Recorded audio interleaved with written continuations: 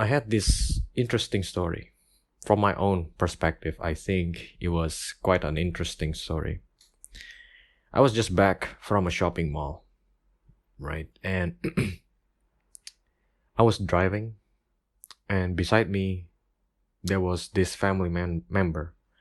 I wouldn't name names, that's just not me to name names, but I would just say that she is a part of my family, one of the closest people to me.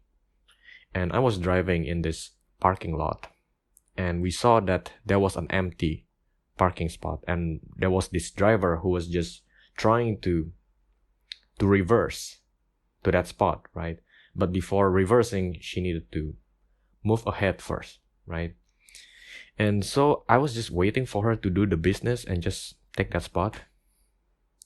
But the family member beside me, she told me, if I were you, I would just block her maneuvering route so that she had no choice but just to move ahead and find other parking spot.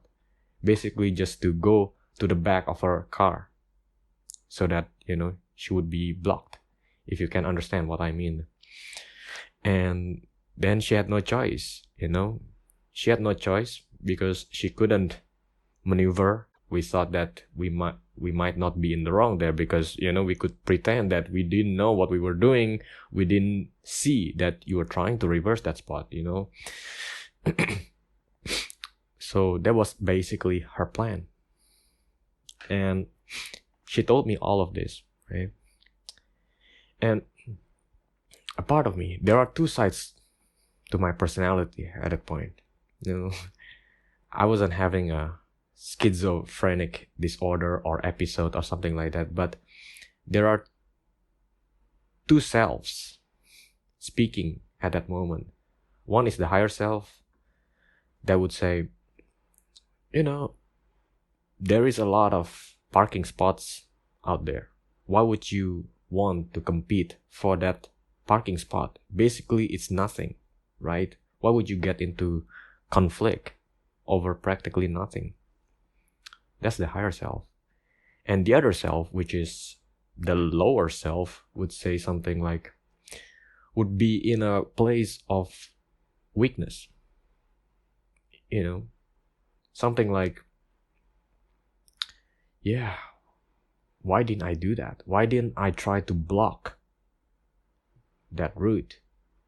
And just be like everyone else and be like that family member who is very close to me. I should be similar to her. Why couldn't I be like that? Why couldn't I get into the same mindset that everyone is in right now? And when I was in that parking spot, at that moment, I was in that place of lower self. And I was making up lots of excuses to her by saying, I just didn't know, I just saw that she was just driving to that spot, and I thought that, there is another spot that is closer to the entrance to the shopping mall. So, I just didn't think of competing in that way. But I was making up lots of excuses, and I could feel this growing weakness inside me that, why wouldn't I be like everyone else and just try to outmaneuver someone else's plan, right? Because when I was saying from this place of weakness, it's like basically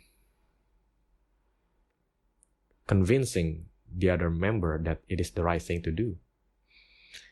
But as soon as I got back home, before whipping out this camera, I was thinking what I did back then, just to let go of that parking spot, was absolutely the right thing to do. It was the right call, right? Because that guy is trying to maneuver. Why would you block? Why would you compete for basically nothing when you can see there are so many parking spots out there? So much abundance, but you just want to get into conflict with someone else over basically nothing. And that family member, she is much older than me, I would say. And I just don't feel like arguing with her, you know. I just don't feel like strong enough to be telling all this philosophical stuff that I would like to say. If I can be honest and I could be brutal about it, I would tell her that why would you compete over practically nothing when there is so much, when there are so many parking spots out there? Why would you be petty over something? I would say something like that if I am coming from that place of strength. But I couldn't, right? Because I felt like she's much older, much more senior, and at that point, I was just not in the right state of mind, I would say. But as I got back here, I just felt like the point of this is not that I was angry or frustrated or I had this pent up frustration. I just felt like what she said, what she suggested to me, kind of reiterated the kind of world that we are living in right now. It's a dog eats dog approach. And they think that it is the right thing to do. She said it without any sense of remorse for it. She said it without empathy for the other driver. But it's like a coincidence to me, you know, because not long time ago, I was having this same experience, but I was on the other end of it. Like I was also looking for a parking spot in a much more competitive shopping mall. You know, there are so many more cars and there are just much fewer parking spots to compete over, and I found one, right? I was waiting for the car that was in that parking spot to just move out of the way and I could just take that spot. And I was in that situation when this car behind me would just block my maneuvering route into that spot. Exactly the same situation, but I was on the other end of it.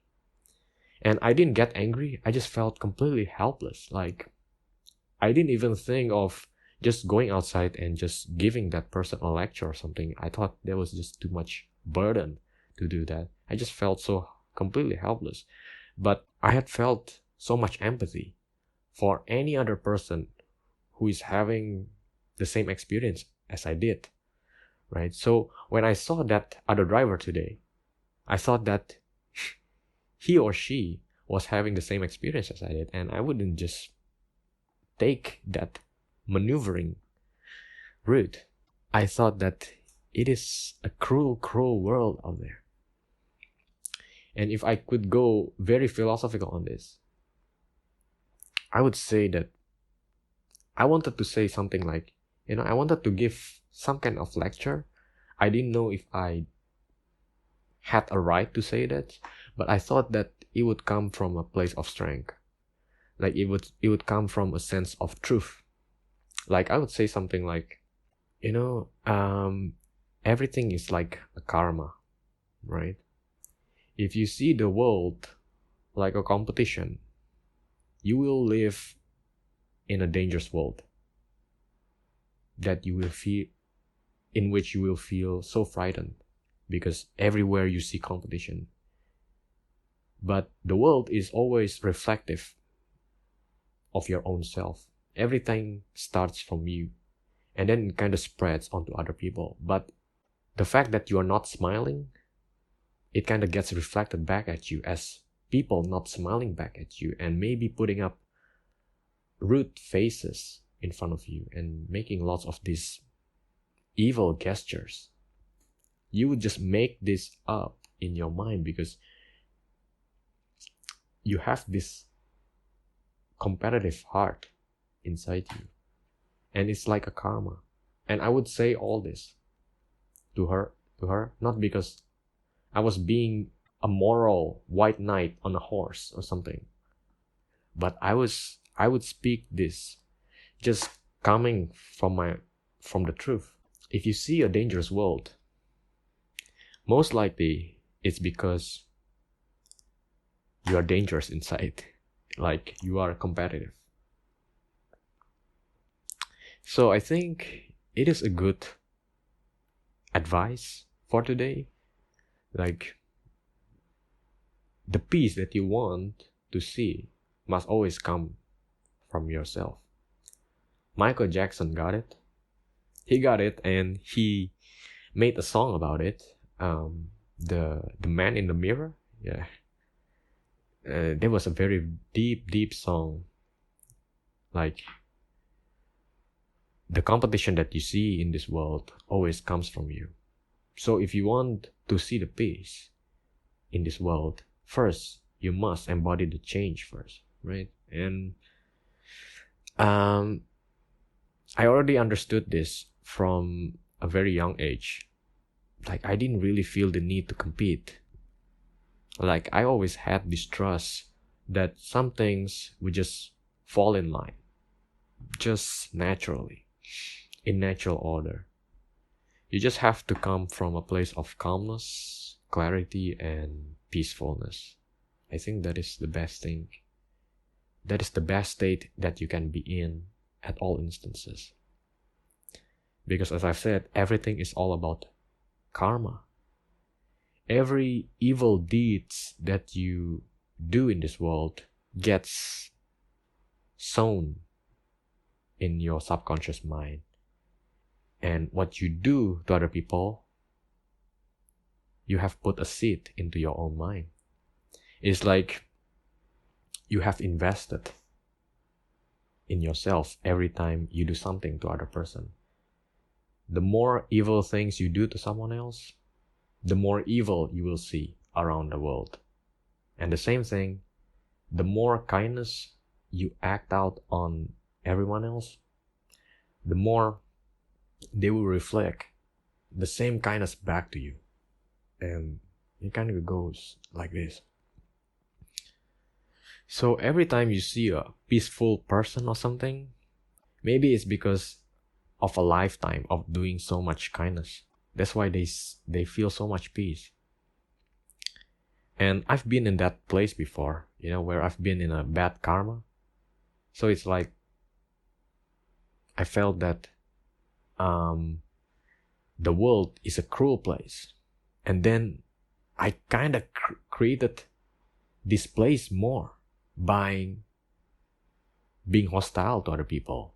I had this belief that the world is a hostile place and I needed to be hostile back to show some strength, right? And then in turn, I would just be more rigid, be not so flowing, be more harsh, be not so open to my heart. And the world will reflect back to me in some sense that, in a way, they will just...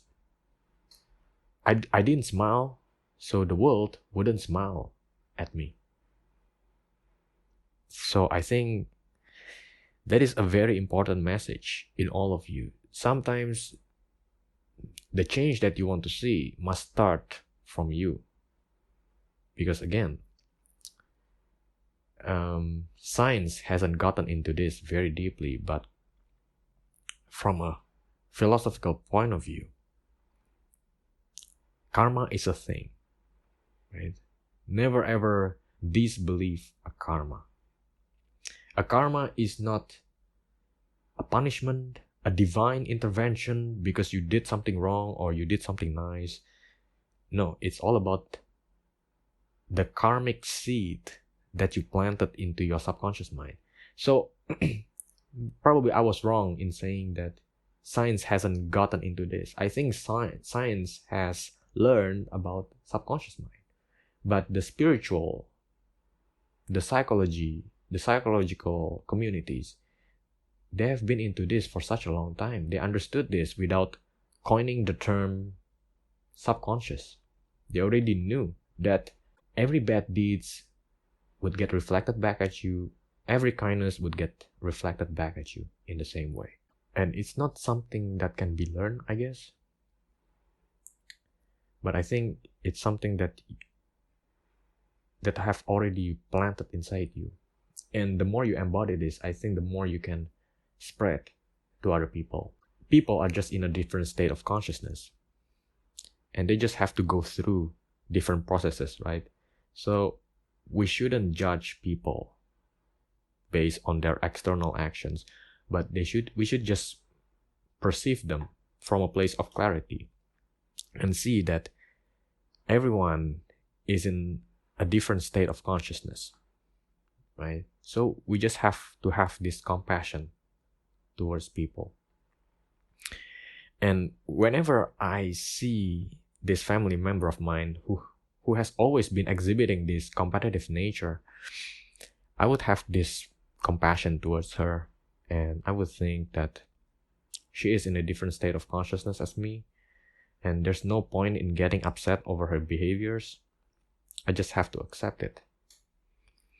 But it's like sometimes I want to embody the higher self more in front of her, more than anybody else.